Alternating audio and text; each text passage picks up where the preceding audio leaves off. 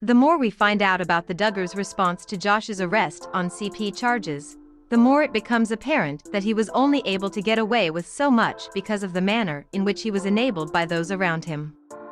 When Josh accosted his sisters, his parents did everything they could to help him avoid prosecution. And after Josh was busted for downloading CP materials, his wife remained more concerned with keeping her husband happy than with protecting her kids. Last week, Josh was sentenced to 12.5 years in prison for his crimes. In an effort to secure him a lighter sentence, several friends and family members wrote letters to the judge begging for leniency. Ironically, they may have made his situation worse by reminding the judge that Josh is surrounded by eager enablers. One of the letters came from a man named accost Reber. When Josh was released on bond following his arrest, he was not permitted to live with children, which meant that he could not move back into the home he had shared with Anna. Instead, he lived with family friends the Rebers, and as accoust's letter reveals, Josh continued to spend a good deal of time with his kids. I am writing on behalf of Joshua Duggar to share with you my personal observations after he came to live with our family this past year leading up to his trial. This living arrangement allowed us to get to know him and his family, Reber wrote, according to documents obtained by Radar Online. Joshua displayed a great amount of patience and kindness as he interacted with his wife and children, he continued.